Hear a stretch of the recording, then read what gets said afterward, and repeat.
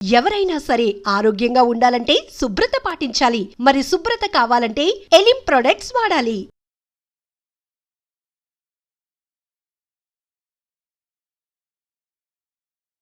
నమస్కారం, welcome to I dream. మన సంస్కృతి కార్యక్రమానికి స్వాగతం. నేను మీ విజిత. ప్రస్తుతం మనం ఉన్నాము హైదరాబాద్ బంజారా హిల్స్ లోని హరే కృష్ణ గోల్డెన్ టెంపుల్ దగ్గర. ఇక్కడ కృష్ణుడికి ఎలాంటి విశేషమైన పూజలు కార్యక్రమాలు జరుగుతూ ఉంటాయో మనం లోపలికి వెళ్ళి ఒక్కసారి చూసేద్దాం. దాంతోపాటు ఇక్కడ స్వయంభూ లక్ష్మీ నరసింహస్వామి ఆలయం కూడా ఉంది. దాని గురించి కూడా అడిగి తెలుసుకునే ప్రయత్నం చేద్దాం. పదండి.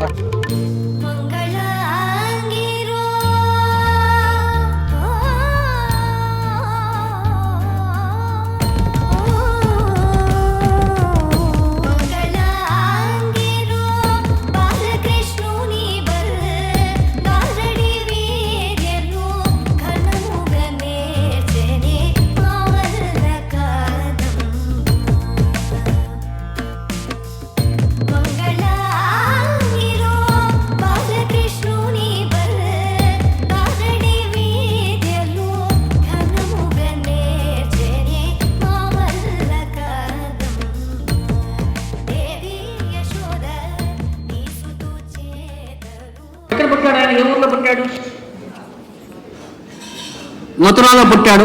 తల్లిదండ్రులు ఎవరు? వసుదేవ, దేవకి. సో ఎక్కడ పుట్టాడు? ఆయన లొకేషన్ ఏంటి? ప్యాలెస్లో పుట్టాడా? చెట్టు కింద పుట్టాడా? జైల్లో పుట్టాడు. ఎందుకు పుట్టాల్సి వచ్చింది జైల్లో? ఇది డీటెయిల్స్ భాగవతం చెప్తుంది. ఆయన అంటే కృష్ణుడు రాకముందు 2-3 తరాలకు ముందు వరకు సూరసేన అనే రాజ్యం ఉంది. దానికి క్యాపిటల్ మథుర. సో అక్కడ సూరసేన అనే రాజ్యానికి ఏంటంటే ఒక 18 ట్రైబల్ అంటే ఒక 18 సెక్ట్స్ ఆఫ్ పీపుల్ దాంట్లో పార్ట్ ఉండేవాళ్ళను.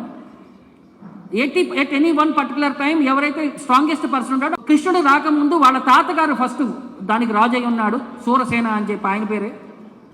ఆ నెక్స్ట్ తరానికి వచ్చేసరికి ఉగ్రసేనుడు రాజు అయి ఉన్నాడు. సో కృష్ణుడు వచ్చేసరికి యదు వంశానికి వచ్చారు. వాళ్ళు వచ్చేసరికి అంతగా వృష్ణి డైనాస్టీ కింద వేరే వాళ్ళ డైనాస్టీ నుంచి వచ్చారనమాట. సో ఉగ్రసేనుడి యొక్క కొడుకు కంసుడు, అతని యొక్క తమ్ముడు దేవక, అతని యొక్క కూతుళ్ళు 8 మంది, అందులో దేవకి చిన్నామ. సో వసుదేవుడు వచ్చేసరికి ఉగ్రసేనుడి యొక్క రాజ్యంలో ప్రైమ్ మినిస్టర్. సో అతను ఎప్పుడేంటంటే మంచి కుర్రవాడు, మన అమ్మాయిల నుంచి పెళ్లి చేద్దామని చెప్పి 8 మంది కూతుర్ని వసుదేవుడికి ఇచ్చి పెళ్లి చేశారు. సో చివరి యొక్క కూతురు వచ్చేసరికి దేవకి. అందరూ ఇంట్లో ఏంటంటే ఎప్పుడైనా సరే youngest child will be the most lovable child. So దేవకిని పెళ్లి చేసుకున్నప్పుడు దేవకి కంసుడు అంటాడు, నా చిట్టి చెల్లెల్ని నేను ఇంటి దగ్గర సాగనింపు వస్తాను. సో రథం పైన ఆయన కూర్చున్నాడు, రథం పైన ఆయన స్వారీ చేయడానికి ఉన్నాడు. సో ఎప్పుడైతే రథం ఎక్కడానికి వీళ్ళు వసుదేవ దేవకి ప్రయత్నిస్తారో అప్పుడు ఒక ఆకాశవాణి వచ్చి అశరీర వాయుష్లో చెప్తుందనమాట, ఓ మూర్ఖ కంస, ఎవరినైతే నువ్వు ఇంటికి సాగనంపుతున్నావో నీ కూతురు యొక్క నీ చెల్లెల యొక్క అష్టమ గర్భం నీ మృత్యుకు కారణం. ఈ మాట వినంగానే అప్పటి వరకు చూపించిన ప్రేమ, అనురాగం, ఆప్యాయతలన్నీ మాయమైపోయినాయి. ఒక ఖడ్గం తీసుకున్నాడు, చంపడానికి రెడీ అయిపోయాడు. సో వసుదేవుడు ఏం చేశాడు? ఆయన యొక్క పోస్ట్ ఏంటి? Prime minister. ఆయనకి ఎప్పుడు ఎలా వ్యవహరించాలని చెప్పి ఆయనకు బాగా తెలుసు. సో ఇమీడియట్గా సిచ్యువేషన్ సేవ్ చేసుకోవాలి, భార్యను కాపాడుకోవాలి. సో ఏమంటాడు కంసుడికి? ఏమంటాడు? నీకు హాని ఎవరి దగ్గర నుంచి? దేవకి నుంచా? దేవకి సంతానం నుంచి. సో దేవకి దగ్గర నుంచి నీకు హాని లేదు, అది కూడా 8వ సంతానం నుంచి హాని. ఇప్పుడు చంపితే ఏమవుతుంది? నీకు అప్రతిష్ట అవుతుంది. పెళ్లి రోజే చెల్లిని చంపావని చెప్పి ఇంకా నీకు చెడ్డ పేరు వస్తుంది. ఇది ఇంకా పాపం వస్తుంది నీకు. అలాగే ఎన్ని విధాలుగా అతను కన్విన్స్ చేసి ఏమంటాడంటే చివరికి నాకు పుట్టే ప్రతి సంతానాన్ని తీసుకొచ్చి నీ చేతిలో పెడతాడు. సో అప్పుడు కంసుడు వసుదేవుడు అంటే మాట. సో ఆయనకి ఇంకొక పేరు వచ్చేసరికి ఆనక దుందుబి, అంటే ఆయన ఇచ్చిన మాట ఆయన నిలబెట్టుకుంటాడు అని చెప్పి. సో ఆ ప్రామిస్ పైన ఏం చేస్తాడంటే వసుదేవుడిని దేవకిని వదిలేస్తాడు. కొంత సమయం తర్వాత మొదటి కొడుకు పుడతాడు. మొదటి కొడుకుని తీసుకొచ్చి కంసుడికి ఇస్తాడు. తూచా తప్పకుండా మాట పాటించాడు. సో కంసుడి దగ్గరికి రాగానే కంసుడు ఏమంటాడు? ఇవాళ నాకు మృత్యువు మొదటి సంతానం నుంచి కాదు, 8వ సంతానం నుంచి, నీకు 8వ సంతానం పుట్టినప్పుడు తీసుకొచ్చి నా చేతిలో పెట్టు అని అంటాడు. సో వసుదేవుడు మురిసిపోతాడు అనమాట, వీడికి ప్రాణభిక్ష జరిగింది, ఈరోజు చేసి ఎవరి ముఖం చూశాడో అన్నట్టు అతను మళ్ళీ వెనక్కి వెళ్ళిపోతాడు. సో నారదముని ఏం చేస్తాడంటే ఇలా వదిలేస్తే ఇది కష్టం, భగవంతుడు తొందరగా రాడు అని చెప్పి కంసుడి దగ్గరికి వెళ్ళి ఏం చెప్తాడంటే ఈ కృష్ణుడు విష్ణువు ఆయన మాయల మరాఠి, ఆయన చెప్పిన మాట పైన నిలబడ్డు. సో అందుకని చెప్పి నువ్వు ఒక పని చేయి, ఎందుకంటే ఒక పువ్వు చూపించాడు, ఆ పువ్వులో 8 దళాలు ఉన్నాయి, ఏది మొదటిది ఏది 8 అని చెప్పి నీకు ఎలా తెలుసు? సో ఆయన 8 అన్నాడు కాబట్టి ఆ 8లో ఎక్కడో ఒక రావచ్చు అని చెప్పి ఎవరినైనా సరే నువ్వు నమ్మలేవు అని చెప్పి అక్కడికి వెళ్ళి ఆయనకి కంసుడు చెప్పగానే ఇమీడియట్గా వీళ్ళ దగ్గరికి వెళ్ళి వాళ్ళని బంధించేసి చెరసాలలో వాళ్ళని పెట్టి వారి దగ్గర ఉన్న పిల్లని తీసుకొని రాయికేసి కొడతాడనమాట. మన బట్టలు బాధతాం చూసారా బండపేసి అలా బాదుతుంటాడు, సంహరించేస్తుంటాడు. మొదటి సంతానం, రెండో సంతానం, 3, 4, 5, 6 సంహరించేశాడు. ఇక 7వ సంతానం వచ్చింది, 7వసారి గర్భవతి అయింది దేవకి. ఈసారి ఉంది కడుపులో ఎవరు? బలరాముడు. సో ఇమీడియట్గా విష్ణు యోగమాయని పిలిచి ఏం చెప్తాడంటే నువ్వు బలరాముడిని ఇక్కడి నుంచి షిఫ్ట్ చేసేసేయి, దేవకి గర్భం నుంచి తీసుకెళ్ళి రోహిణి గర్భంలోకి ప్లేస్ చేయి అంటాడు. సో దీనికి ఇంకొక ఆంతర్యార్థం ఉంది, ఎందుకంటే బలరాముడు కనుక దేవకి నుంచి పుట్టుండుంటే కంసుడు వచ్చేవాడు, కంసుడు బలరాముడిని ముట్టుకునేవాడు, బలరాముడి కృష్ణుని చంపేసేవాడు, బలరాముడు కంసుడిని చంపేసేవాడు. సో బలరాముడి చేతిలో చావు రాకూడదు, ఎందుకంటే అది కృష్ణుడి చేతిలో రాసింది, అందుకని ఇప్పుడు బలరాముడిని పంపించేస్తారండి. ఎందుకంటే వసుదేవుడికి 18 మంది భార్యలు, ఈ 8 మంది అక్క చెల్లెలు కాక ఇంకా చాలామంది ఉన్నారు. సో అందులో రోహిణి కూడా ఒకటే. రోహిణి వచ్చేసరికి అప్పుడు నందమహారాజు దగ్గర షెల్టర్ తీసుకుని ఉంది. సో నందమహారాజు వసుదేవుడు అన్నదమ్ముల పిల్లలు, సో బ్రదర్స్ అవుతారు, వాళ్ళు కజిన్స్ అవుతారు. ఒకళ్ళేమో వైశ్య సంపద నుంచి వచ్చారు, ఇంకొకళ్ళేమో క్షత్రియ సంపద నుంచి వచ్చారు. సో అందుకని చెప్పి ఆ ఫ్రెండ్షిప్, ఆ రిలేషన్షిప్ ఉండటం వల్ల ఒక భార్యను అక్కడ పెట్టాడనమాట షెల్టర్ కోసం. రోహిణి బృందావనంలో ఉంది. సో అందరూ ఏమనుకున్నారు? మిస్క్యారేజ్ అయిపోయింది అనుకున్నారు. 7వ సంతానం, మళ్ళీ ఇక 8వ సంతానం గర్భవతి అయింది. ఇక కంసుడు కూడా కలిసిపోయింది, ఈమెలో రూపురేఖలన్నీ మారిపోయినాయి, ఈమె చాలా అట్రాక్టివ్ అయిపోయింది, చాలా డివైన్ పర్సనాలిటీ అయిపోయింది. ఇక భయం మొదలైపోయింది, మృత్యు వస్తుంది, ఎప్పుడైనా రావచ్చు, ఎప్పుడైనా నన్ను సంహరించవచ్చు అని చెప్పి ఇక ఒక యాంగ్జైటీలో ఉన్నాడు. సో దేవతలందరూ కూడా వచ్చి గర్భస్థుతి చేస్తారు, కడుపులో ఉండే భగవంతుడికి ప్రేయర్స్ ఆఫర్ చేస్తారు. సో తర్వాత ఈ శ్రావణ మాసం అష్టమి తిథి అర్ధరాత్రి భగవంతుడు దర్శనం ఇస్తాడు వాళ్ళకి, చతుర్భుజ రూపంలో విష్ణువులాగా దర్శనం ఇచ్చాడు. దర్శనమిచ్చి వసుదేవ దేవకి ప్రేయర్స్ ఆఫర్ చేస్తారు. తర్వాత ఒక చిన్న బాబులాగా తయారై వాళ్ళకి ఆజ్ఞాపిస్తాడనమాట, మీరు నన్ను నందగోకులానికి తీసుకెళ్ళి అక్కడ యశోదామాత ఇప్పుడే ఒక ఆడకూతురికి జన్మనిచ్చింది, మమ్మల్ని స్వాప్ చేసి ఆడకూతురిని ఇక్కడికి తీసుకొని రండి అన్నాడు. సో వీళ్ళు ఫస్ట్ చాలా హ్యాపీ అయిపోయారు. కానీ ఒకటి ఏంటంటే ప్రాబ్లం ఏంటంటే కృష్ణుడు చిన్న పాలుడి కింద ఉన్నారు, చతుర్బాహు రూపంలో ఉన్నాడు, శంఖచక్ర గదా పద్మాలు పట్టుకొని. సో దేవకి అంది నిన్ను ఎక్కడ దాచిపెట్టినా సరే కంసుడు ఐడెంటిఫై చేసేస్తాడు నువ్వే భగవంతుడు అని, నువ్వు ఒక సాధారణ శిశువు కింద మారిపోమని చెప్పగానే అప్పుడు నార్మల్ శిశువు అయిపోతాడు. సో ఆయన్ని తీసుకురావాలి, ఇప్పుడు బయటికి వెళ్ళాలి, మరి వీళ్ళందరినీ జైల్లో ఉన్నారు, వీళ్ళందరికీ లాక్ అండ్ కీ సిస్టంలో ఉంది, మరి ఎలాగనగానే అప్పుడు యోగమాయ ద్వారా అందరూ నిద్రలోకి వెళ్ళిపోతారు. ఇక డోర్లన్నీ ఓపెన్ అయిపోతాయి, వీళ్ళ చైన్స్ అన్నీ ఓపెన్ అయితే కంసుడు వసుదేవుడు బయటకు వస్తాడు.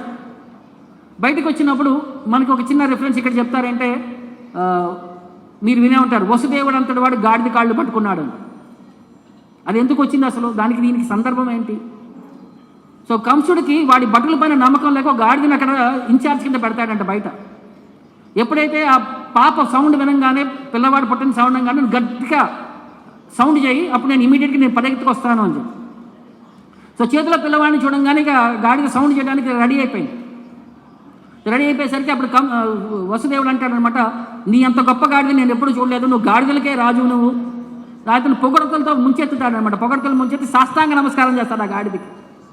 అప్పుడు గాడిద ఉబ్బి తబ్బి అంటుంది అనమాట, నువ్వేం కావాలి, నీకేం వరం కావాలి, నువ్వు సైలెంట్ గుండుకు వస్తే నేను ఎలిచేంత వరకు నువ్వు సైలెంట్ గుండు అని చెప్పి ఆయన సైలెంట్ పరిచి ఈయన తీసుకెళ్ళిపోతాడు. ఇప్పుడు యమునా నది దాటాలి, యమునా నది దాటాలంటే అది ఒక మంచి ప్రవాహంలో ఉంది, వస్తే ఆమె సంతోషంతో అది ఎక్కువ సాటిస్ఫాక్షన్లో ఉంది, హెవీ వాటర్ ఫ్లో అవుతుంది వర్షం వల్ల. సో మరి ఎలా ట్రాన్స్ఫర్ చేయాలనగానే అప్పుడు ఒక యోగమాయ ఒక నక్క రూపంలో వచ్చి దారి చూపిస్తుంది అనమాట, ఎక్కడి నుంచి క్రాస్ చేసుకొని వెళ్ళాలి. ఎంత మది నదిలోకి వెళ్ళా సరే నీళ్ళు ఇక్కడ వరకు కంఠం వరకే వస్తుంటాయి, మెడ వరకే వస్తుంటాయి. సో అలాగే తీసుకొని వెళ్తాడు వసుదేవుడు. మధ్యలో వెళ్ళేటప్పుడు కృష్ణుడు ఆ నీళ్ళలో పడిపోతాడు. ఆ నీళ్ళలో పడిపోతే వసుదేవుడికి ఆ పితృవాత్సల్యం అంటే ఏంటో తెలియాలి అని చెప్పి అలా పడిపోగానే ఆయన ఇక డిస్టర్బ్ అయిపోతాడు. యాంగ్జైటీలో పిల్లవాడు ఎక్కడ ఎలా, అప్పుడే పుట్టిన పిల్లవాడు నీళ్ళలో పడిపోతే ఎలాగా, ఆ యాంగ్జైటీ మొత్తం చూపిస్తాడు అనమాట కృష్ణుడు ఆయనకి. ఇది మనకి తెలిసే ఎక్స్టర్నల్ రీజన్. ఇంటర్నల్ రీజన్ ఏం చెప్తారంటే, యమునాదేవి తపస్సు చేసిందనమాట, గంగా కంటే నేను గొప్ప కావాలి అని. గంగ గొప్పతనం ఏంటి? భగవంతుడి యొక్క పాదాలు కడిగితే వచ్చింది గంగ.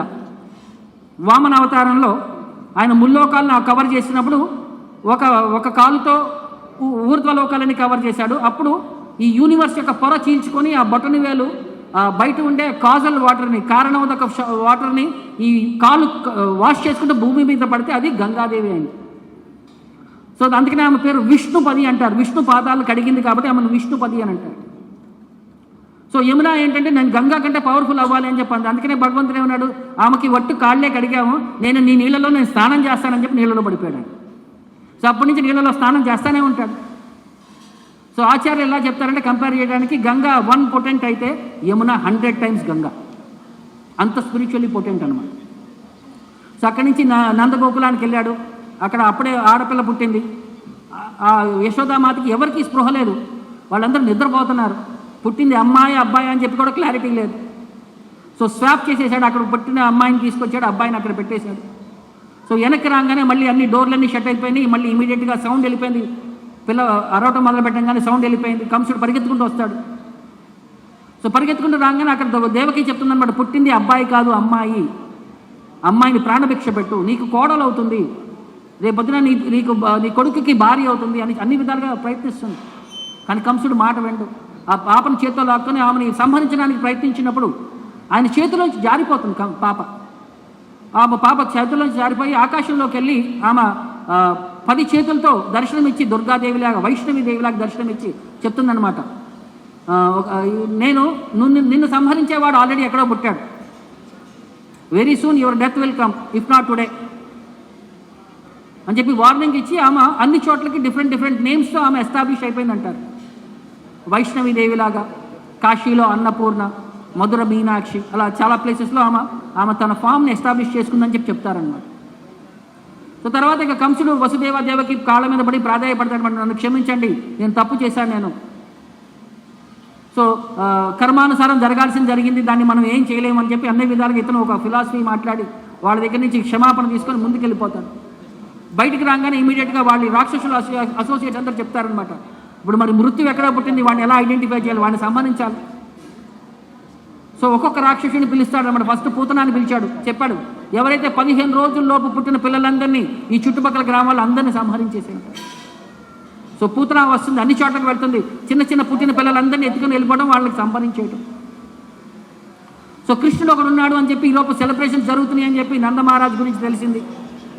సో వాళ్ళ ఊరికి వచ్చిందనమాట, గోకులానికి వచ్చింది. బట్ ఆ వికృత రూపంలో వస్తే అందరూ ఐడెంటిఫై చేసేస్తారు అని చెప్పి ఒక దివ్యమైన సుందరి రూపంలాగా వచ్చింది. సో ఆ ఊర్లో వాళ్ళందరూ కూడా ఆమె రూపాన్ని చూసి వీళ్ళందరూ కూడా క్యారీ ఓవర్ అయిపోతారనమాట. సో వాళ్ళందరూ కూడా అడుగుతారనమాట, ఎక్కడికి వెళ్ళాలి నువ్వు అని అంటే, నేను యశోద వాళ్ళ ఇంటికి వెళ్ళాలంటే వాళ్ళు డైరెక్షన్ ఇస్తారు యశోదమాత వాళ్ళు. సో అక్కడికి వెళ్ళంగానే యశోదమాత అడుగుతామట, నువ్వు ఎవరు ఎందుకు వచ్చావంటే, నేను ఒక దివ్య సుందరిని, స్వర్గలోకం నుంచి వచ్చాను నేను, నా చనుపాలు ఎవరైనా తాగితే వాళ్ళకి అమరత్వం ఉంటుంది అని అంటారు. సో ఇమీడియట్గా రెండో ఆలోచనలు ఎక్కడ తీసుకొచ్చి బాబుని ఆమె ఒళ్ళో పెడతారు. సో ఒళ్ళో పెట్టంగానే అక్కడ ఒళ్ళో నుంచి ఆమె పాలు ఇవ్వడానికి ప్రయత్నించినప్పుడు అక్కడ పాయిజన్ అంటించిందనమాట. సో ఆ పాలతో పాటు ఆయన ఆమె ప్రాణాన్ని కూడా లాగేస్తారు. సో దానికి ఇది ఎందుకు ఉదాహరణ ఎందుకు చెప్తున్నారంటే, కృష్ణుడితో మనం ఆయన చిన్నపిల్లవాడైనా సరే ఆయన భగవంతుడు అవ్వడానికి ఏం సపరేట్ ఎండివర్ చేయాల్సిన అవసరం లేదు. He's lord by default with no separate endeavour. So అక్కడ అంటే ఆయన చిన్న వాళ్ళు అంటే ఇవాళ ఒక ఏజ్లో వచ్చిందని ఆయన భగవంతుడు అయ్యాలని కాదు, he's always god from day 1 itself. He showed his capacity. మనకి అది తర్వాత మళ్ళీ మనకి దీపావళి తర్వాత మనం చూస్తాం, గోవర్ధన పర్వతం లిఫ్ట్ చేశాడు. ఆయన దేంతో లిఫ్ట్ చేశాడు చెప్పండి? చిటికిన వేలు. ఏ చిటికిన వేలు? Left hand right hand? Left hand వచ్చేసరికి మనకి వీకెస్ట్ హ్యాండ్, మన రైట్ హ్యాండ్ స్ట్రాంగెస్ట్ హ్యాండ్. అందులో చిటికిన వేలు అంటే ఇంకా వీకెస్ట్ ఫింగర్. దానిపైన ఎంటైర్ పర్వతాన్ని ఎత్తి పట్టుకున్నాడు. ఎన్ని రోజులు? 7 రోజులు. 7 రోజులు పట్టుకున్నాడు. ఒక ఇన్కన్వీనియన్స్ కూడా లేకుండా he took the entire shelter. Entire Brindavan వజ్వాసులందరికీ ఆయన షెల్టర్ ఇచ్చాడు, ఒక అంబ్రిల్లా లాగా. సో ఎందుకంటే ఇవన్నీ శాస్త్రంలో మనకి ఏం చెప్తున్నారంటే, హీ పర్ఫార్మ్స్ పాస్ట్ టైమ్స్. ఆయనకి ఇది సపరేట్గా ఒక కష్టపడాల్సిన ప్రయత్నం అవసరం లేదు. ఆయన న్యాచురల్గా స్వతహాగా ఆయన భగవంతుడు, ఆయనకి అన్ని కెపాసిటీస్ అన్నీ ఉన్నాయి, ఆయన ఆటోమేటిక్గా ఆయన పర్ఫామ్ చేయదు. సో మనం ఈ కృష్ణుడి గురించి ఇది తెలుసుకుంటే మనకేంటి బెనిఫిట్ అయ్యా అంటే, సో మనం కృష్ణుడి యొక్క భావంలోకి మనం వెళ్ళగలం, ఆ స్మరణలోకి వెళ్ళగలం. కలియుగంలో మరి కృష్ణుడు మరి ఉన్నాడా? ఇవన్నీ ద్వాపర యుగంలో జరిగింది, వాళ్ళకందరికీ బెనిఫిట్ ఉంది, మనకేం బెనిఫిట్? ఇప్పుడు 5000 సంవత్సరాల తర్వాత మనం మాట్లాడుతున్నాం, నాకేంటి అని అంటే, సో కృష్ణుడు కలియుగంలో కలికాలే కృష్ణే నామరూప అవతార, కలియుగంలో కృష్ణుడు నామరూపంలో అవతారం తీసుకున్నాడు, మనకు ఆపర్చునిటీ ఇస్తున్నాడు ఆయన. సో ఏంటయ్యా అంటే కృష్ణుడి యొక్క నామాన్ని, హరే కృష్ణ మహామంత్రాన్ని మనకు ఆచార్యులు ప్రిస్క్రైబ్ చేశారు. మరి ఈ కలియుగంలో ఈ నామం జపం చేయడం ద్వారా భగవంతుని మనం చేరుకోవచ్చు అన్నారు. ఏం చేయాలి? హరే కృష్ణ కృష్ణ కృష్ణ హరే హరే, హరే రామ రామ రామ హరే హరే. ఇది మంత్రం. ఇతి షోడశక నామ్నాం కలి కల్మష నాశనం నాతః పరతరోపాయ సర్వవేదేషు దృశ్యతే. ఇది 16 పదాలు ఈ హరే కృష్ణ మహామంత్రం. షోడశక నామ్నాం కలి కల్మష నాశనం, కలియుగం యొక్క కల్మషాలన్నీ దూరం చేస్తుంది. నాతః పరతరోపాయ సర్వవేదేషు దృశ్యతే, మీరు అన్ని వేదాలన్నీ ఎతికినా సరే దీనికి మించిన సొల్యూషన్ లేదు అని. సో దీన్ని మనం ఎలా జపం చేయాలి? మానసిక జపం చేయాలా, బాహ్య జపం చేయాలా? సో శాస్త్రం ఏం చెప్తుందంటే సౌండ్ బయటికి వినపడాలి. మీరు మానసికం జపం చేస్తే 1 పాయింట్ వస్తే, మీరు బాహ్యంగా విని జపం చేస్తే మీకు 100 పాయింట్స్ వస్తాయి. సో మీరు బయటికి చెప్పాలి, దాన్ని స్పష్టత, ఉచ్చారణ, దానిపైన ఫోకస్ చేయాలి. దీన్ని సౌండ్ మెడిటేషన్ అంటారు. ఎందుకు సౌండ్ మెడిటేషన్? మన బాడీలో ఎన్నో సెన్సెస్ ఉండగా which is the strongest sense? Sound. మనం పడుకున్నప్పుడు ప్రతిమా ఇంద్రియాలన్నీ రెస్ట్లో ఉన్నాయి. Sound wakes us up. So material sound wakes us up, spiritual sound takes us up to spiritual world. So Krishna అనేది ఆయన సౌండ్లో ఉన్నాడు కాబట్టి ఆయన నామం జపం చేయడం ద్వారా మనల్ని ఈ భౌతిక ప్లాట్ఫామ్ నుంచి ఆధ్యాత్మిక ప్లాట్ఫామ్కి మనల్ని తీసుకెళ్తుంది. సో మీరందరూ కూడా నాతో పాటు రిపీట్ చేయండి, 3 సార్లు చెప్తాము. హరే కృష్ణ కృష్ణ కృష్ణ హరే హరే, హరే రామ రామ రామ హరే హరే, హరే కృష్ణ కృష్ణ కృష్ణ హరే హరే, హరే రామ రామ రామ హరే హరే. మూడోసారి కొంచెం గట్టిగా చెప్పాలి. హరే కృష్ణ కృష్ణ కృష్ణ హరే హరే, హరే రామ రామ రామ హరే హరే. అంతే. ఈ జపం చేయడం ద్వారా మనం కృష్ణుని ఈజీగా పొందొచ్చు.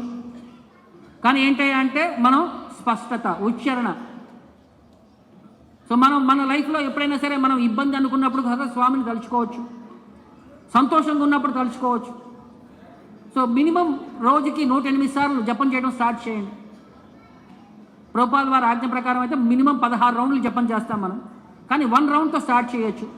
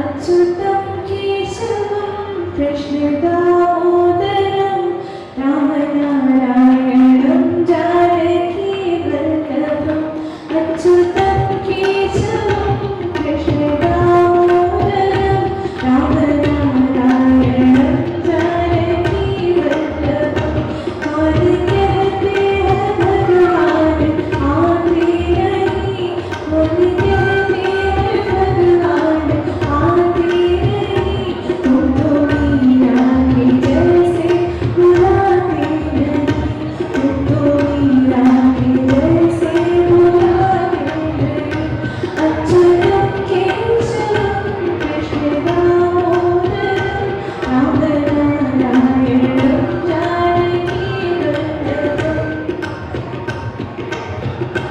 और कहते हैं भगवान खाते नहीं और कहते हैं भगवान खाते नहीं और यशोदा के जैसे खिलाते नहीं तेरे शबरी के जैसे खिलाते नहीं और कहते हैं भगवान खाते नहीं तेरे शबरी के जैसे खिलाते नहीं अच्युतं केशवं कृष्णदामोदरं रामनारायणं जानकीवल्लभम्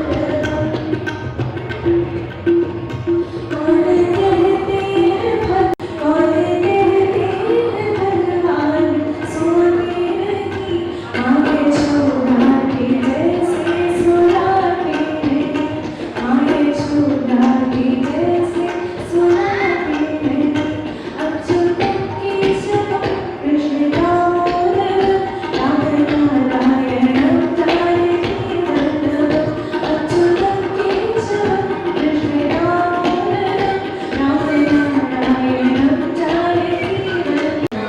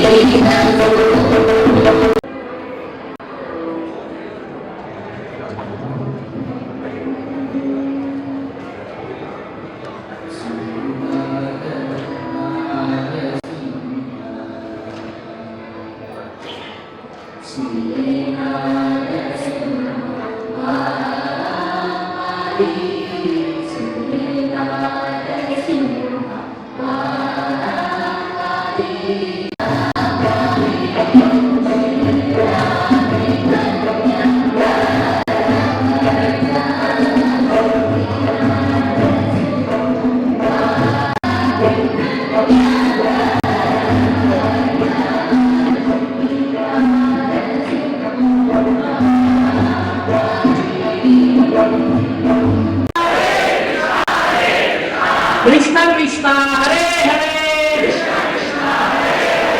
हरे राम राम राम हरे हरे అంతే ఈ జపం చేయడం ద్వారా మనం కృష్ణుని